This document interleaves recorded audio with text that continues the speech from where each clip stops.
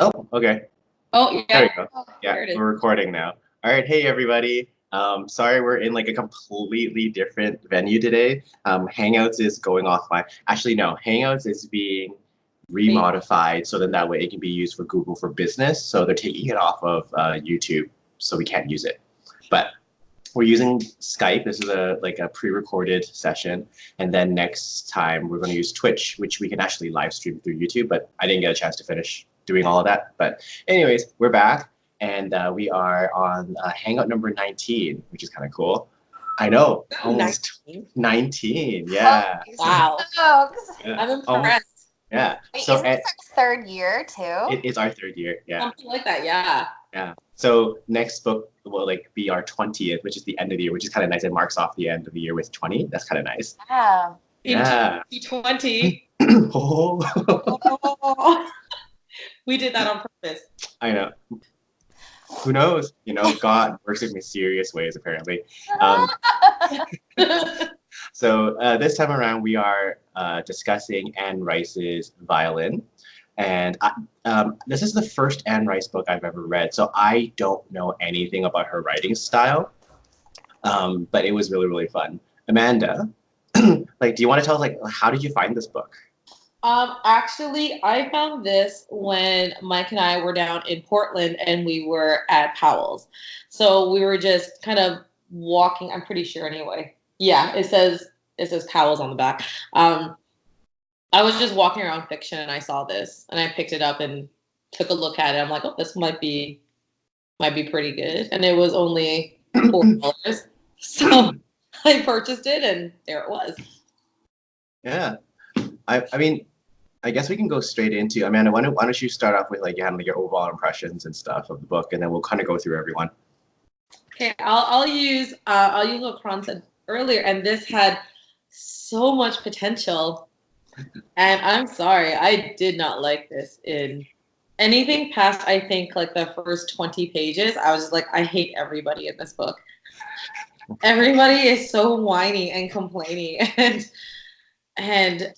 even after when it kind of got into the meat of the book, the two main characters just spent the entire book like just screaming and arguing with one another, and it keeps on reminding me of, like, you know, those two kids in your classroom that just consistently fight, and no matter how much you try to part them, they just end up back together and fight. That's kind of how I felt throughout the entire novel. So yeah, that was my impression. Hey, Karen, what was yours? Uh, very similar. I have a feeling this is going to be one of the few books that we actually all agree on. I realized very quickly going into it, this is going to be a character study and not a plot-driven book. And those can be pretty good too. However, there was no growth by any of the characters. And it was basically just sort of like a soup of misery. Yeah. And it's interesting because, so I have read Interview with the Vampire. Yeah, me too. And it's super atmospheric. It's totally atmospheric. And it's very character based, which I got that same feeling through here. Like you did get the atmosphere and you did get the character, but the Interview with the Vampire was like interesting. And well, characters did things. Yes. Something like there was more than just those two characters. There were actual other events, and it wasn't that flashback. Like the flashbacks were kind of hard for me. So we can get into that. All right, sorry. Yeah. I was just kind of like, I mean, Yeah. Potential. Potential is like the biggest word, but like total flop for me. Yeah, I think I will, like I said, like this is the first time I think all three of us have agreed. Like I wasn't a big fan of this book either. I think overall feelings of it, there was so much conflict at the very beginning of the book, so much of it, and I was waiting for it to resolve, and it didn't resolve the way that I wanted. It was like a Deus Ex Machina kind of resolve, where it's just like everything falls into place, everyone's really happy, and no one remembers that they were miserable. Yeah. Like people died, and that was it. I was like, oh, okay. that's not how I wanted the book to end. So I just didn't get any satisfaction. Like there was like I was being led through this like essentially like quagmire of sorrow. And I was just like, I thought I was gonna like, get onto dry land. There was gonna be some like it wasn't gonna be like picture perfect, but still like some type of like, they were gonna resolve some like tension between like the relationships and everything. I just didn't get any satisfaction from reading the end. And when I finished the end, I was like, that's it? Yeah. That was my feeling for it. So yeah. But her other books are better. Like I've read Ramses the Damned, and I really enjoyed them. This was strange, and I think one of the reasons I picked it up more than other things is because I actually have read like reading Anne Rice before. I'm like, oh, this is gonna be pretty good. Yeah. So it was, and I've read in other comments they're like, this was very Anne Rice, but also not very Anne Rice at the same time. I went and read her bio, and to me, this book speaks of, this is a personal, just dumping ground where she got all of her own miseries and her own grievances about life. She just put all of that negative energy into here. Yeah. And it was sort of just her own indulged story. Yeah. Like, I think this was a catharsis book for her. Yeah. It seemed to have one or other. Like, everybody either gave it 1 star and they just did not like it, or everybody loved it. There was nothing in the middle. No. Which is very interesting. Yeah. Yeah. Yeah. I don't know. I don't even know how I feel about it because like I don't hate the book, but I don't love the book. I just why don't we go through like the talking points like normally. So there's a very easy plot, essentially. I'll try and summarize the plot really quickly and then we can talk about it. So essentially we start off and the main character, her partner's dead. He's been dead for a couple of days in his bed.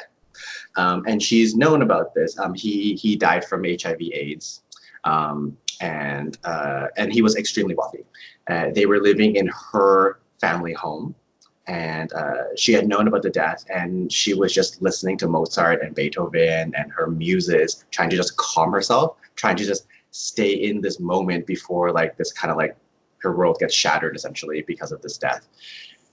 And then what we get led into is the fact that she has a very dysfunctional family, and she grew up with a lot of trauma in her life, and she gets haunted by this violinist that she first perceives as like some random person walking around, and we are like led to know that like, hey, first of all, it's not a real person. Second of all, people actually see him as material.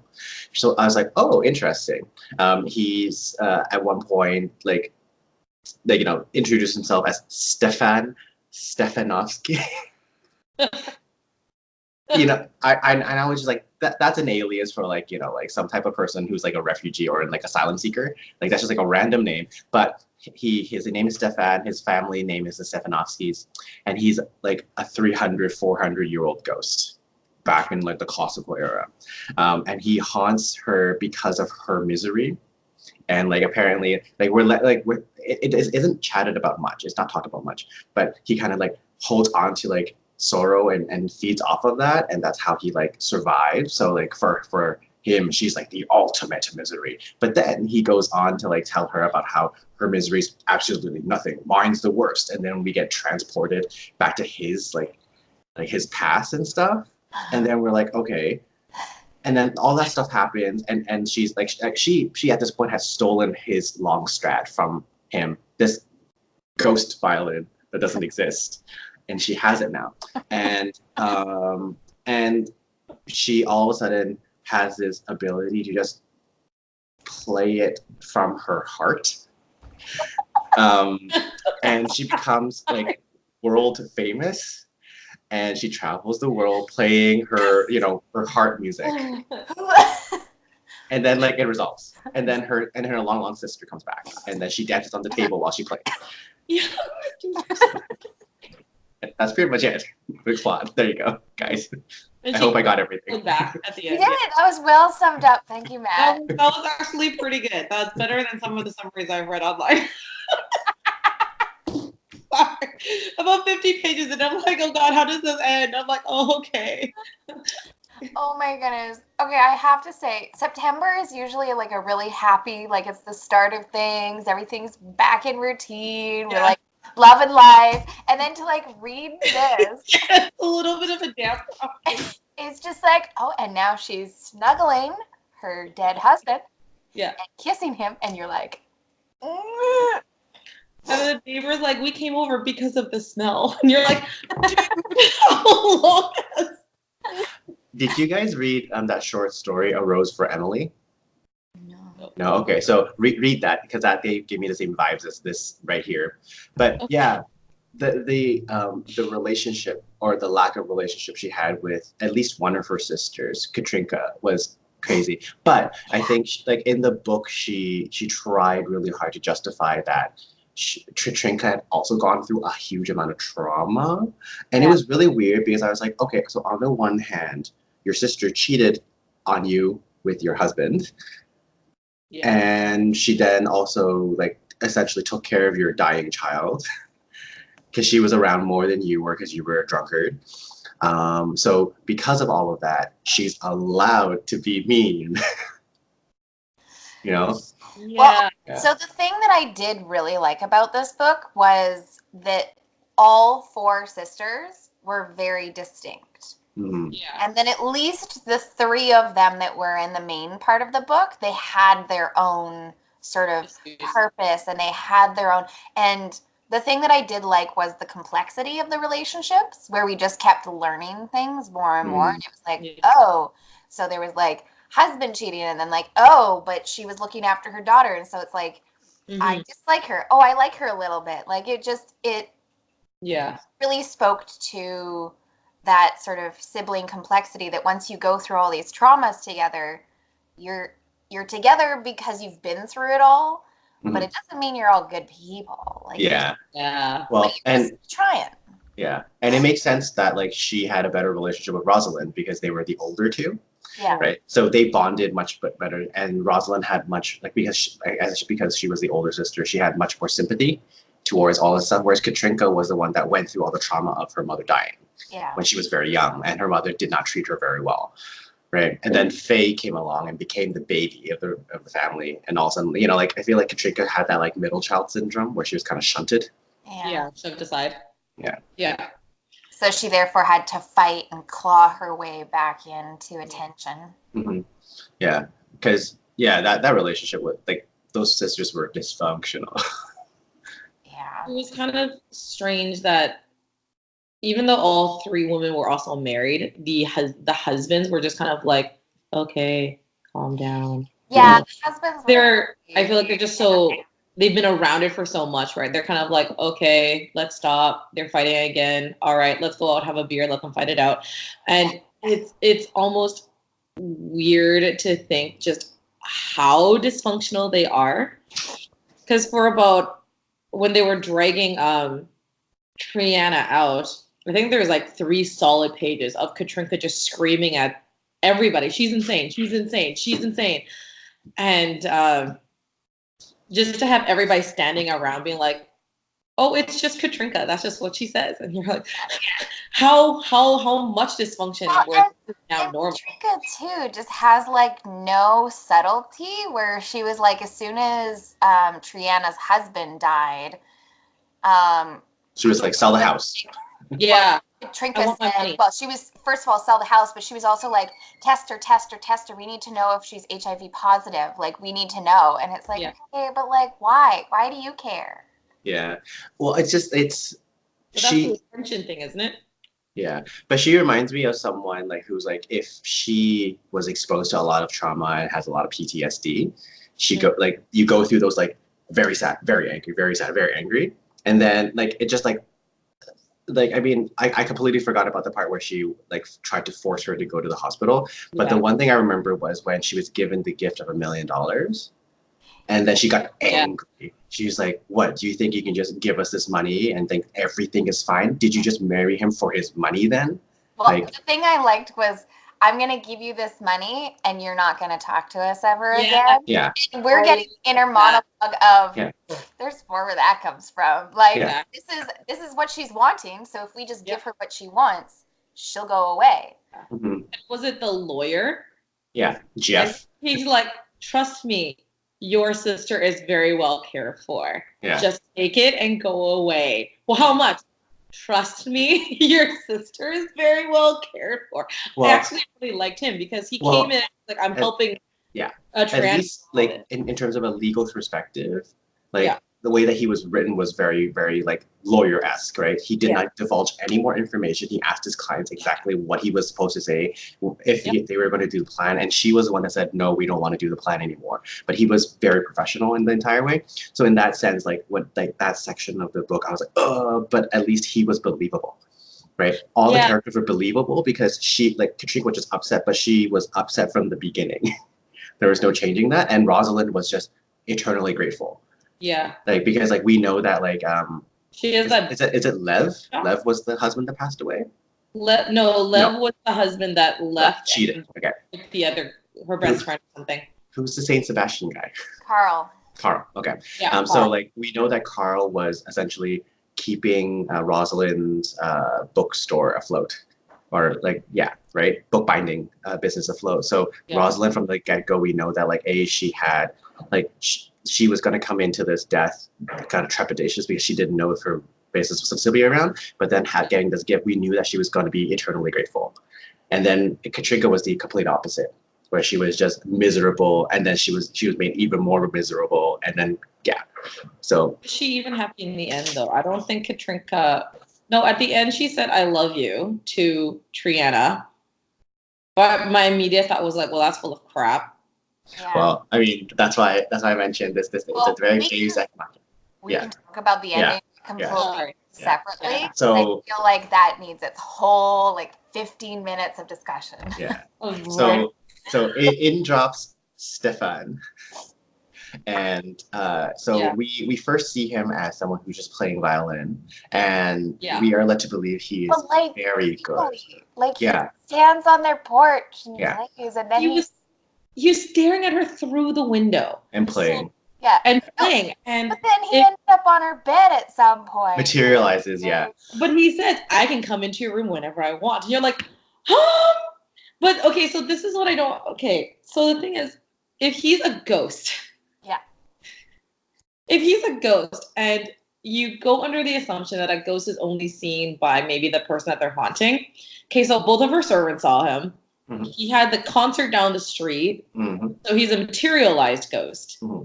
That kind of just nobody questions this. Well, we had a moment in his life where when he was playing violin in front of Beethoven's grave, he materializes before that woman there. So he's a material ghost, like a material girl.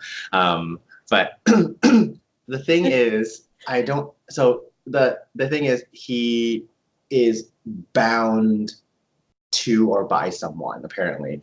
I don't understand it. So in his story, we know that he can materialize, but then he says that he kind of feeds off of people's sorrow. So as long as she is unhappy, he materializes, becomes stronger, and he can do these things because she's going through all this stuff, right? But anyways, he's here and he's terrible.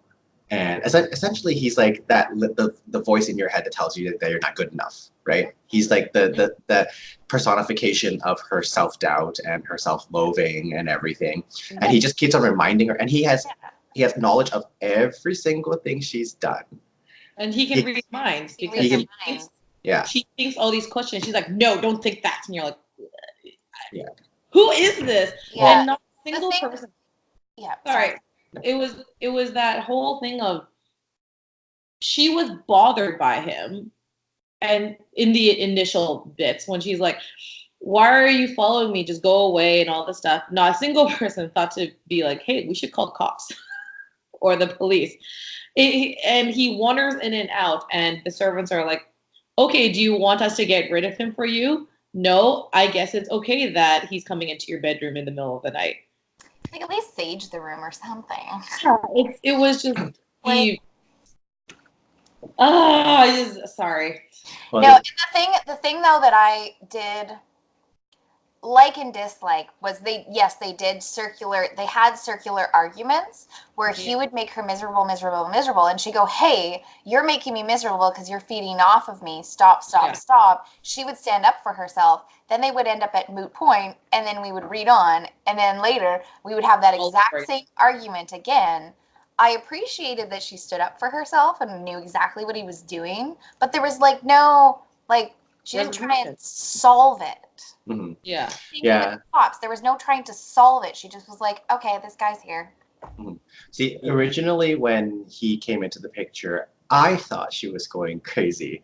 That's what I thought. I thought she was hallucinating. She was creating images and stuff. That's why people were saying, oh yeah. I heard him. He was really, really good. Because at one point, remember when they were in Brazil, she's just talking to him randomly and no one can hear him because he's pretty much a figment, right? Right. So I was like, oh, maybe she is losing her mind. But apparently in this book, he is real. Yeah. So that was I felt the same thing where I was like, okay, so she's legitimately losing it because she's listening to Beethoven, she's listening to Mozart. Now she's hearing it from this guy that's outside. And then her sisters are like, so that violin friend of yours. All right. I guess everybody can see him. Cool.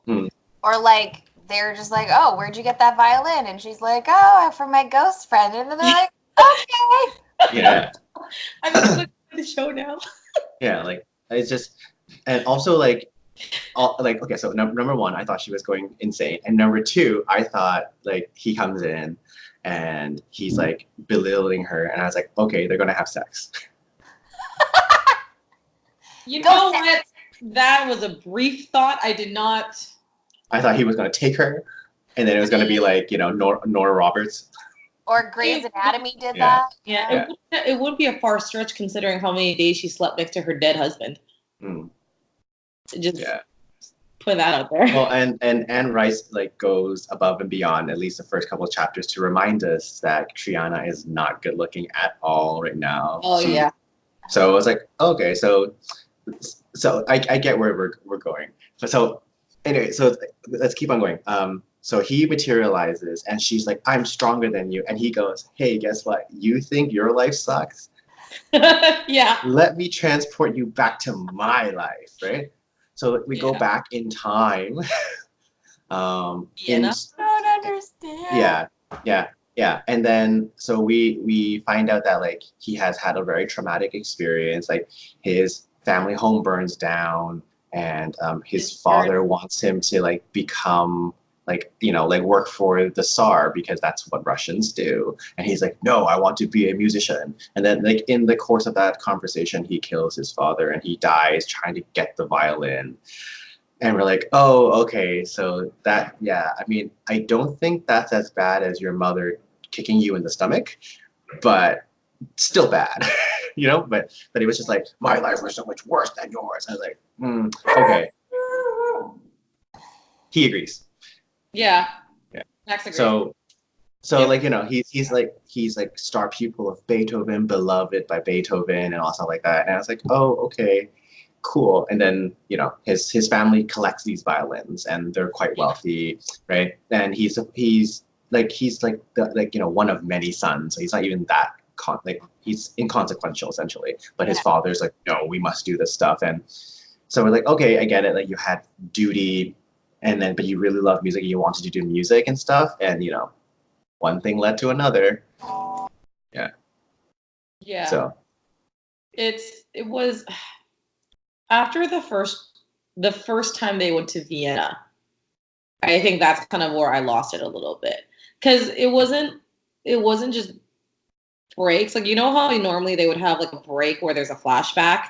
There's no break. It just goes, and then the chapter ends. You're like, are we still in Vienna? Oh no, we're not in Vienna. We're back in the present. But in the middle of the chapter, it will go back to somewhere else. And I don't know if it was just I got to a certain point where I'm like, I don't even care anymore. But it was really hard to follow, and I had to skip essentially a few pages to kind of gain bearing on where I was, whether we were in New Orleans or Vienna, and then all of a sudden I'm in Brazil, and I'm like, I don't know what just happened, but okay. The Vienna was so abrupt. I went Right? back and I was like, where? How do we get there? Is this Scooby Doo. Yeah. Yeah. No. See, my biggest thing wasn't even the switch. I was like, oh, this is interesting. We get to finally like hear his story, why he's so miserable. Yeah. But the lack, like, for Triana's like the first couple of chapters of Triana's life up until we go into like Stefan's, I thought was at least like the setting was very well described. Right, the house, we knew what the house looked like. There was like an estate, there's a church there. We know how like the lighting of the street. So like for me, I was like, oh, I know where I'm at. Yeah. Like at least it was set really well. The characters set really well. And then we go into Vienna, where it's just like we're in Vienna, no talk about anything, no descriptors, absolutely nothing. Well, right? So here's my theory. Yeah. Anne Rice lives in New Orleans, so she knows the atmosphere. But she doesn't. Has she been to Vienna?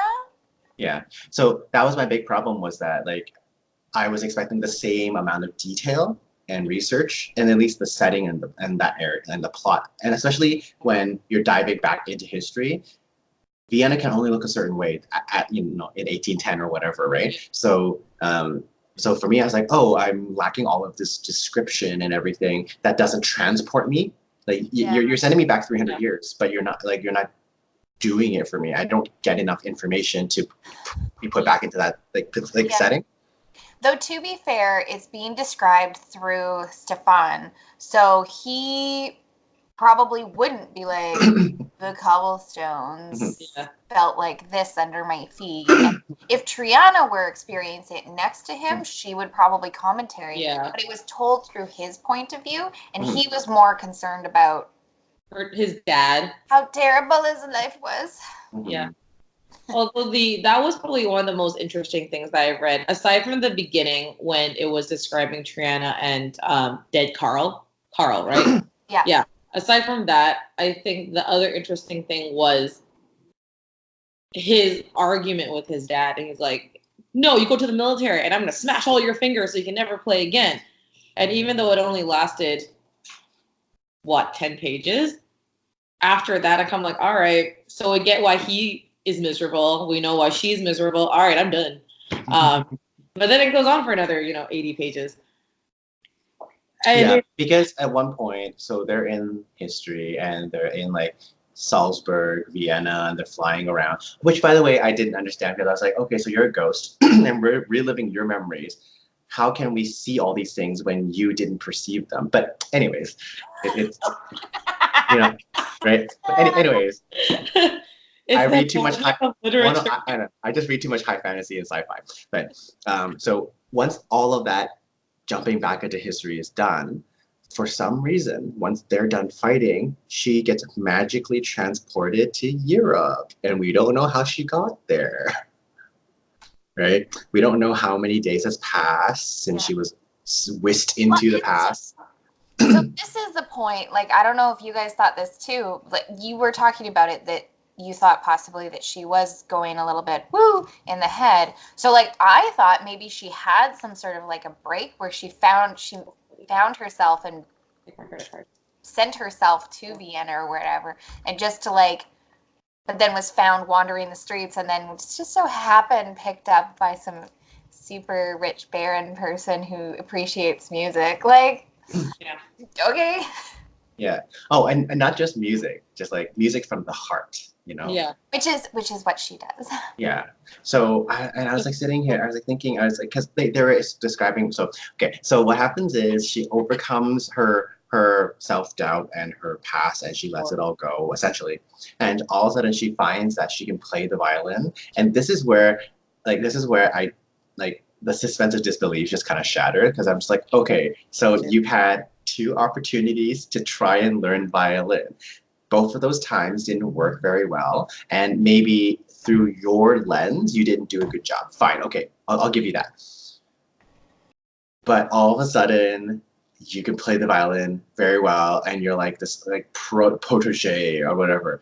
This is like every single non-musician's dream. is to be able to pick up something and be like, yeah, I can be like, Oh. And I was like, oh. Skipping the boring part. Yeah. Years of practice and studying. And then she's just like, oh, we're doing all these concerts and we're selling out and we're making so much money. First of all, people don't make a lot of money doing concerts. Neither do they make a lot of money selling records. No, but she does because she is like, she's special. Plays.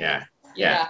Okay, this was my one big problem before we even got to this part, was that she listens to music, she listens to Beethoven, she listens to Mozart, whatever. So, but she listens better than any other person. She listens, like, and understands. But there's no like complexity, like there's no thought like to demonstrate that. It's just, oh, but you understand music more than anybody else. Yeah, that was literally a quote I wrote down where Stefan's like, I've never met anybody who speaks the language of music like you do, or something like that. And you're like, oh, that's such a line. I feel like that's one of another those non-musician thing. That was a line to like woo somebody if you That's know.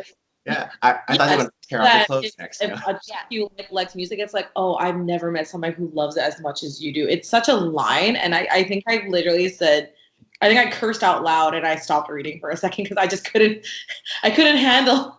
Yeah. So not only does she listen better than anybody in the world, she now plays better than anybody in the world, and she's like this protege, like. Yeah. But the problem is she doesn't play Beethoven. She doesn't play Mozart, right? She whatever she wants to play. Yeah, and that's the thing. It's like, so she just improvises for an hour on however she feels. Yeah. And I was like, so I don't know if you guys ever took like improvisation in college.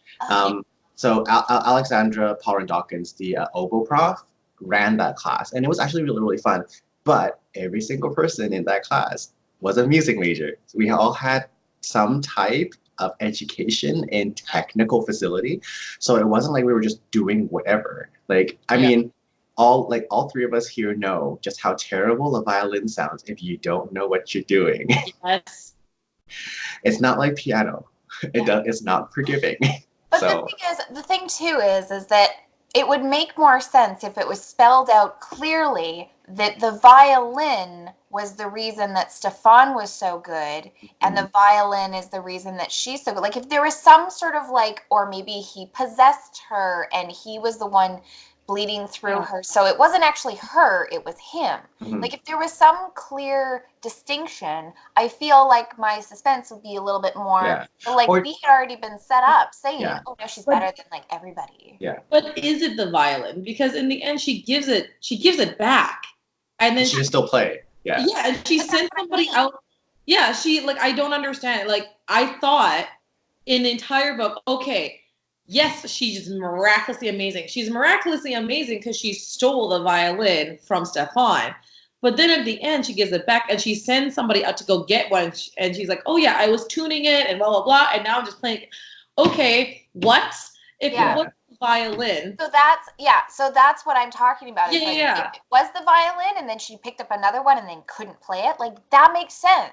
Yes. Ish. But this didn't. And it wasn't even Stefan, because Stefan crossed over now that he got it back. And now, okay, so you don't have the ghost, you don't have the violin. Yeah, I think, like, for me, it was two things. Number one, it would have been very easy if, let's say, she was a child prodigy, and then all of the trauma in her life blocked it away. Yeah, okay. That would make total sense, because it happens. It does happen, right? The trauma just, like, makes you forget that you had that, and all of a sudden it comes back again, and you can do it. Two, that violin was used as a symbol, right? Like, that violin was her last trial. That was the one thing holding her back still, because she didn't know if the violin was gonna take away all of her, like, her, her newfound happiness and stuff, right? So, like, it was used as, like, kind of like that plot device. And for me, I was like, it would have been nice if, like, he disappeared and she couldn't do it anymore, but she got her family back. Yeah. And that's all that matters. That's what should have happened. That makes more sense. That is a clearer bow tie. But it, like, the ending, are we at the ending now? Pretty much. Okay. I was just confused because she went, and then you read it and you're like, okay, now she's famous and she's rich on her own, and now everybody gets along. And Faye came back, and you're like, what? What? Yeah. All of a sudden, everything is like essentially perfect, aside from Carl being dead, and like all the husbands are getting along. Lev is there, like the lawyer's even there, I believe. Like everybody loves her, and she's now triumphant over all the misery she had. Okay, not sure how it got here. Yeah. I think the final straw for me was Faye coming back. Yes. I thought she was dead. Like the whole thing was Faye's disappearing. I guess because this is the gun on the mantelpiece, we have to shoot it in the last. Like, come on! Like she just appears and she's there, and I was like, oh my goodness! And like wrong with her. She just appears and nobody really asks her where she is. She's like, "Oh, welcome back. Join our family." Boom. Oh no, not even that. It's like welcome back. Play me something, Triana. Yes. You can play now, right? This is like laughing to keep from crying. Yeah, but also you remember the reason why she left, quote unquote, the reason why she left was because Triana married Carl. Yeah. Faye felt like she had been shunted. Well, now that Carl's dead, Faye's back. Yeah. Like, maybe everybody's just dead. Maybe everybody died and this is just like her fantasy. Okay. Ooh, maybe she died and this is her fantasy. So, for when she started getting famous on the violin, I full on thought that Stefan was giving her hallucinations. Yeah. I thought he was like, I was waiting for it to be like, and then she was back in her apartment lying on the floor listening to Beethoven or something. Like I was fully expecting that, and I didn't, and I went, no. Because this is not believable. Yeah. I would believe it if it were a hallucination. Mm-hmm. But I'm not gonna believe it just. Yeah. And I think the thing with this book is not even that things are illogical, because we've read things that are completely illogical. We're like, yeah, okay, whatever. It's just every chunk. It's almost like she wrote, okay, I'm gonna write Stefan in Vienna. I'm gonna write so and so. I'm gonna write Triana and dead Carl. I'm gonna write Triana being successful, and then she's like, I'm just gonna put it in this order. Boom, boom, boom, boom, boom, boom. Here you go. Is kind of how I felt about it. It's just so it was just so hard to swallow this book. I'm sorry. Okay. So here's my, I thought would be for sure that this book was self-indulgent, because I don't know if you guys have at the end of your book when it says the end, and then it says first draft, finished, yes, whatever, 1996 or something, second draft finished at this time, like literally the time that she finished it, and final draft finished at this time. I'm like, who cares? Yeah. So this is just for you. This is just a book for you, and that's great. But why did it get published? It was almost like, hey, Anne, do you have any books like that we could just like publish to keep your name in the spotlight? She's like, oh yeah, that are kind of relatively related. This shit. I think about the first 80 pages I was in. I think I messaged Poon. I was like, I feel like I'm on an acid trip. I don't know how to get out.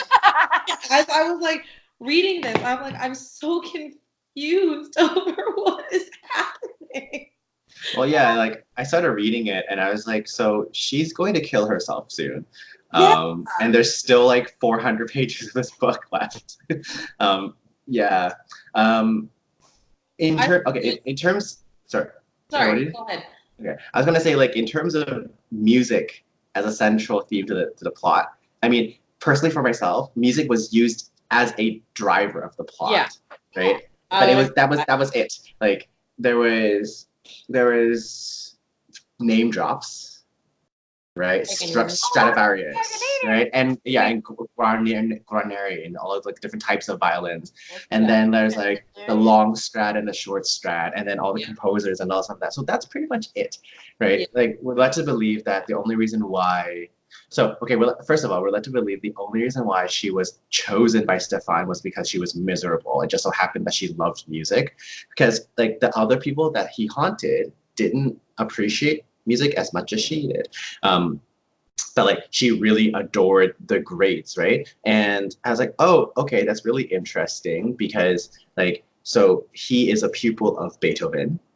And at that time, Tchaikovsky wasn't writing music. So she wouldn't have cared about her third love. We don't care about that. Like, you know, like Tchaikovsky's just not there anymore. Like she just like it was name dropped because he was Russian and Tchaikovsky was Russian. And it's like, oh look, Russian, Russian, Russian. So I was like, okay, I guess there's not going to be a lot of indulgence in terms of like, you know, the actual like musical technical stuff. Like, you know, like I wanted to learn more about why the long strad was called the long strad. What was the differences? Like I understand like she did like the basic research on like the different type of varnish and the wood that they used in Stradivarius, but that's everyone knows that if you do any type of musical study. Beyond the point, why did the long strad and short strad, like what was the main difference? I wanted to know more about stuff. Why did he like the long strad more? Was it because he was taller and because his hands were a little bit longer that like did it fit him? But like there was none of that. Did it change the sound? Yes. Like what? Yeah. What was it about it that he had to go back for it? If his family had 20 strads, why this one strad? Which, by the way, he was like, my family has 20 Stradivarius instruments. And I was like, okay, sit down, buddy. Yeah. Sima. It was just, and the thing is, you're right, he chose her because she's miserable. But, you know, arguably, Katrinka is way more miserable than Triana was. So if he was going to haunt anybody because of complete unhappiness. Yeah. Mm-hmm. Well, the main reason why was because she was single. Yeah, right? So her husband just died. She was lonely now because her one true love is dead. So like, I mean, yeah. So like, obviously, like a character study, and like a lot of it was very like, oh, this is convenient, right? But like, for example, like for example, how so they transport back to Vienna. And that's the first time he has seen Beethoven's ghost. He's never seen his ghost ever. That's the first time he's like, oh my God, that's the first time I've never seen him, right? And the reason why he sees him is because they're transporting back to this historical moment in time. And Beethoven gets really upset that he's transported. Well, first of all, Stefan didn't transport Beethoven back to that time. So I don't understand why. So we're led to believe that Beethoven is there because Triana, right, is there, and then Beethoven at one point, like when they're in, she's in Vienna present time, right, when she gets warped out, right, or somewhere she's in Europe, right, she's in the hotel, right, and then she's like, I don't know if I can play, and then there's like Stefan's like, you can't play, and Beethoven storms in, it's like, play, bitch, right. But aside from that, as much as he adored Beethoven and you know, he's my maestro and everything, all he did was whine at him. Make her give it back. Make her give it back. She stole it from me. And it was just like pages of him whining at him. And he's like, shut up. Take me back to where I'm supposed to go. Yeah. I mean, I did like Beethoven in that regard, where he's like, why am I here? Why am I here? Stop whining at me. Yeah. But so like, yeah, so like it's all pretty much just like kind of just dropping names along the book, and then streaming like music was strong in the sense that one of the characters at the beginning was playing music. Yeah. But then like I kind of forgot that we were talking about music, and then she starts playing a lot of music, but it's not really music. Right? No, it's improv. Yeah. Yeah. So. Well, I mean, some people would argue that improv is music. Yeah. I see, and my thing was, if she loved the greats so much, would she even allow herself to play the way that she plays right now? But see, here's the thing: if you're improvising, you can get away with not playing the greats because so many other people have played the greats. They already know how it goes, so they're expecting you to play it perfectly. But she's only just like learned this magically. So if she improvises, she can just say, oh, it's a stylistic choice. Mm-hmm. Yeah. And cover her inability, her lack of technical ability. But like my issue is just because she loves them so much. would you even allow yourself to do something like that? Like to know that you're not practicing, you're not doing any of the technical practices, you're not even trying to play Beethoven. Like I feel like that would just be, you would just be double crossing yourself. Well, she's like, I memorized the violin concerto, whatever. It was the violin concerto. Yeah. I'm like, then play it. Yeah. Play it. You've memorized it. Yeah. But it's a stylistic choice to not play it memorized. I don't know. I was halfway through it. I'm like, I want to backhand every single character in this novel. I just want to go up to her and just. They're all just. They're all. It makes me sad just how self-indulgent this book is. Yeah.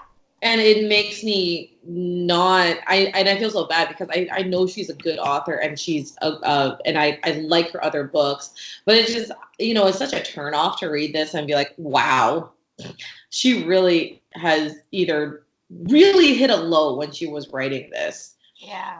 Or if she was really actually that low, was it that she was writing as like very like Virginia Woolf, where it's just a spew of words and words and words, and she stopped and she's like, okay, today I feel better, maybe some happy moments in the book. Okay. So my thought is that because it was self-indulgent and because it was cathartic, that it was literally just her own pet project. I don't think she was writing it to publish it. I think she was trying to just work through stuff.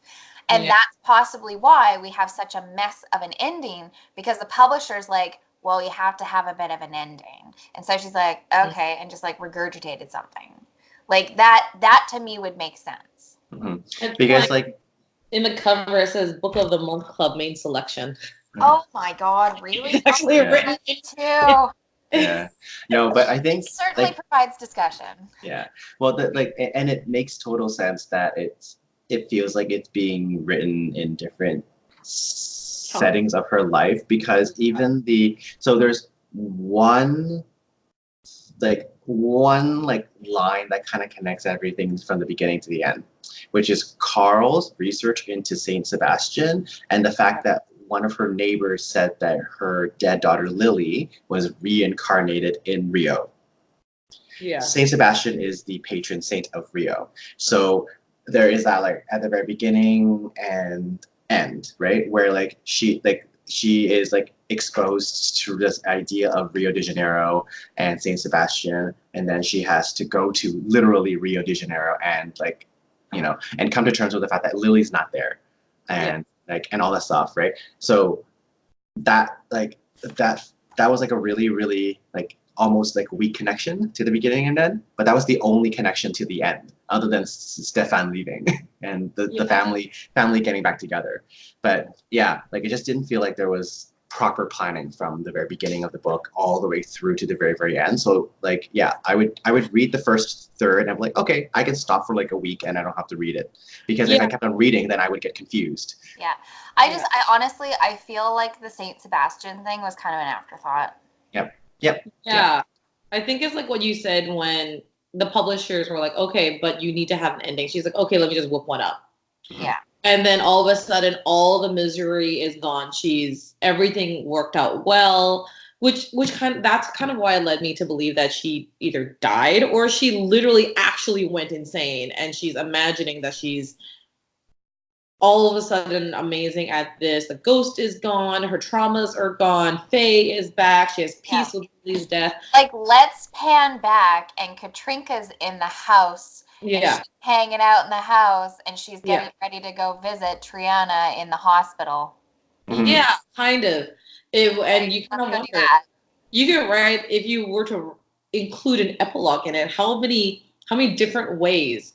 But maybe that's her thing. It's really open to interpretation, maybe. Yeah. I don't know if we're stretching for it. You might be giving it more credit. Okay, I'm gonna hold on to the fact that she went insane. She's literally gone. And all of this, I'm holding on to the fact that it's all a hallucination, that Stefan... or she's dead. One or the other. Yeah, okay. Yeah, no, see, I'm just saying it's a bad book. It's just a bad book. I don't know. It's just In her it defense, did. Ramses the Damned is actually quite good. I enjoyed Ramses the Damned quite a bit. My biggest issue is like kind of like with you guys. By the end of the book, I didn't feel anything at all. Yeah. At least like if the book made me feel angry at the end, at least I would have been some type of emotional, like right of some sort. I just didn't. I just at the end I was like, okay, I'm done, fine. Like so that was my biggest issue. Just I want every book that I read to make me at least feel something, and it didn't make me feel anything. And I was just like, I didn't. So was there a lesson? I guess there wasn't a lesson. And that's the thing with done. Some character books, like there is no growth. Like I wouldn't say like The Loser. Mm-hmm. That's exactly what I thought when you brought up character growth. A character study, and there's sort of character growth, but not really. Like it's somebody just recounting what happened. Mm. But even that seemed but that one was at least more logical than this one, because you can go through and be like, okay, so he feels incompetent, he feels this, and you can understand that feeling, and you go in knowing that there's not a huge plot to it. It's just that you're going in thinking, okay, we're gonna go through this guy's thoughts, and it's just gonna be kind of that. I think we expected an actual plot that in some form kind of went like this, as opposed to that. Like her figuring out why Stefan is following her and then eventually defeating him. I mean, she kind of does, but like... It's like very Jesus and the Three Trials, you know? Yeah. So... And the way that she took it, he's like, I laid down my violin. She grabbed it and it's like, give it back. No, okay. Yeah.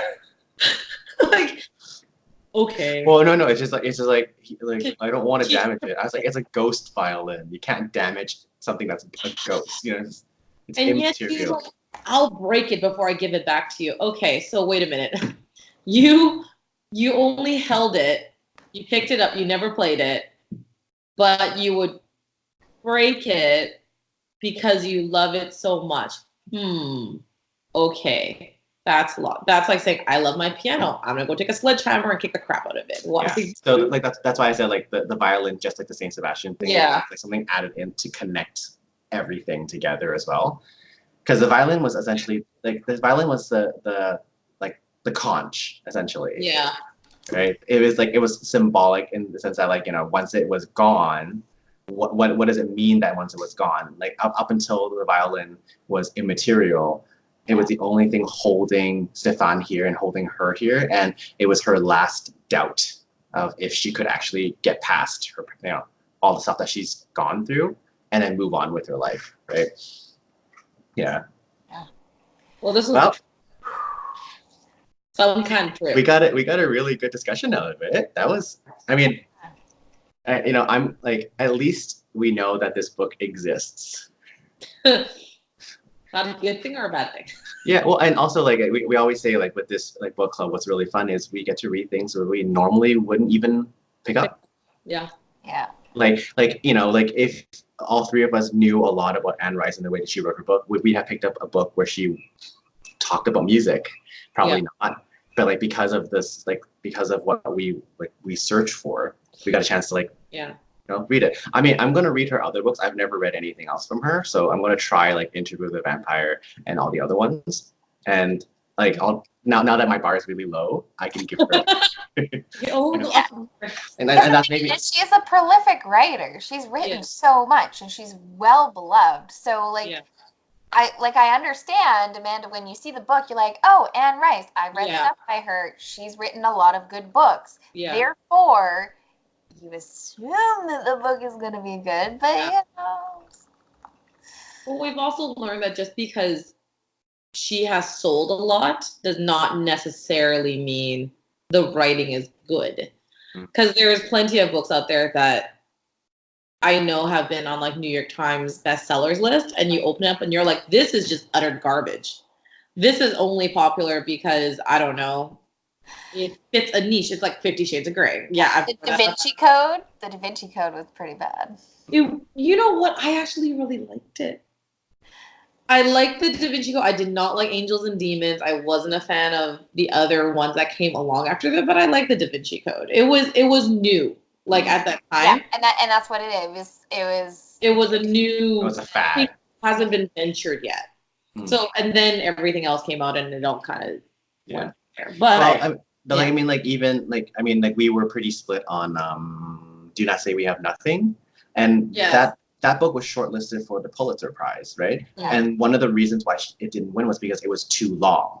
Yeah, but it was really good. It was just right? So like hard to read. Yeah, and the thing is like that didn't win a prize really, but you know that's the thing. Sometimes right at that moment there was something that was just a little bit more fashionable that won, or it just fit the judges like criteria a little bit better. So yeah. I always find just because it's on a bestseller list, just because it won an award, does not guarantee that it stands the test of time. Yeah. Well, because like I mean, like if you guys like every YouTuber, for example, has like an autobiography, and all of them win New York Times bestseller. Every single one of them, not because it's good, but because it sells well. Yeah. Yeah. Right. And I think that actually is the thing, is that I think people misunderstand what New York Times bestseller means. Bestseller, I think a lot of people think that people read it and it's a quality. No. It's bestseller as in the most popular right now. It's purely a numbers game. It's not about the quality of the actual literature. Because I think somebody said to me, they're like, well, but this is on the New York Times bestseller. I'm like, yeah, so was 50 Shades of Grey. Well, yeah, but and the thing is, like back then, it did mean something, right? At one point, it did mean something. And just have to be a little bit more mindful about like all these things. Like a Pulitzer Prize means a lot more than in literature than a New York Times bestseller. Yeah. Anyways, I think we're good on discussion about this book, right? I think Karen's choice is upcoming. Yeah. Ooh, what is this? Ooh, it sounds like Titanic. Did you suggest this one on Google? Yeah. So this is nonfiction. I totally didn't think it was nonfiction. I also just realized that the artwork is very similar. Like same coloring, same like 15th century painting. You know, you got St. Sebastian, you got like some euphoric violin player. Anyway, so this is a memoir. And this is, I watched an interview from her and she's hilarious. So she is a musician. She was a violin player and she was looking for work and she was hired to be in an orchestra. And in this orchestra, she realized that the microphones are turned down on the orchestra and they pump music at the audience and the orchestra pretends to play. So they're almost like lip syncing. What? And they travel across the country and do tours and they're pumping music at the audience. And it becomes this discussion of, well, if it moves the audience, does it matter that we're all not playing? That is really cool. So it's got this really cool setup. And I think it's a really good conversation piece for this day and age where like truth of media is all kind of like the topic of choice. I don't know, and it's short. I don't know, it just sounds really interesting and sounds like Titanic is like, oh, it sounds like the Titanic soundtrack. I think that's what it's trying to say. Anyway, that's really cool. So she's a musician, so I'm hoping to have some like proper technical descriptions and stuff, but interesting when we choose books by musicians or have some form of musical background versus not, and then just how far they go if they do or if they don't. Like it's kind of really, really crazy. So, and because the thing too that they talk about is talent doesn't always get you there, but if you can figure out how to scam the system, you don't have to be talented. Which is just, and another part of me was inspired. I don't know if you guys watched Two Set. No, what is this? So Two Set Violin is yeah. I love Two Set Violin. And they just finished doing a deep dive kind of video where they were watching some guy perform and they realized that his bow wasn't playing at the same time as the music.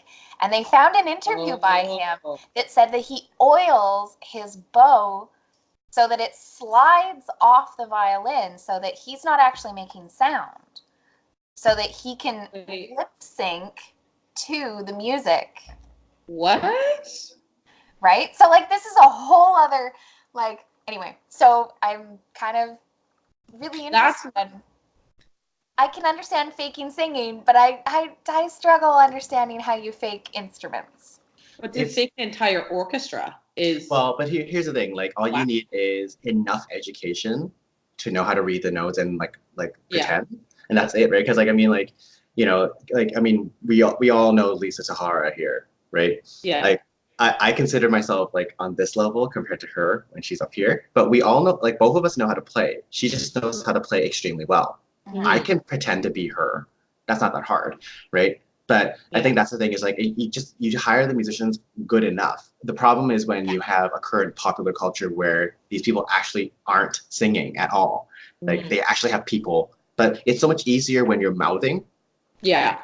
Than it is when you're playing, because it's difficult because like all you have to do is know a little bit about that instrument to know that, like, for example, like we know right away if someone was faking the piano. You're like, you're playing fortissimo and you're barely pressing the keys down. You're like, This is not a Yamaha disclavier. Or the wrists, the floppy wrists. So it's so that's the thing. And I think if the grander question is, does it matter? Right? So I think it's going to be a really interesting discussion. Yeah. Even if it isn't written well, I hope that there'll be lots of stuff to talk about. Yes. And it sounds like it's just like the summary of the book alone. It's going to be an interesting conversation for the three of us. Yeah. Right? It'll help, like just from reading it, we'll be able to pick up questions that we can ask each other. Like, is this actually okay? What are our boundaries on terms of this and this and this? As like, you know, three different, completely different musicians, you know, who had different upbringings and are now doing different types of, you know, like musical education. Like, what are our standards? Yeah, it's gonna be so much fun. This is gonna be a good one. Yeah. I hope so. Cross our fingers. All right, so we're gonna hope to discuss this at the end of November, just so that we don't get into the Christmas season where all three of us are really busy, and then I'll try to remember to announce a date. I keep on forgetting to do this for people, but next time we'll be on Twitch and we'll be back on YouTube, like live streaming, and I'll figure that out. If I have to, I'll bug someone about it, but everything will be back to normal next time we hang out, and it'll be Hangout number 20 next time. Holy moly. I know, it's crazy. Karen was just saying how, like, because of our format, this is the longest book club you've been in. Yeah. Yeah, just because it's so easy. We don't have to, like, go anywhere. We can just do it from the comfort of our homes. It's much fun. It's so nice. Yeah. And you guys actually read the book, so... Yeah. You know, like, you go to other book clubs, and they're like, well, I didn't really read the book, but I'm here. And you're like, like, I read it. It's kind of hard. There's only three of us. Well, that's the thing. You can't hide. Yeah, you can't hide. That's the thing. All right, you guys. I'm going to stop recording. Thank you guys so much for joining us. See you guys next time. See ya. Bye. Bye.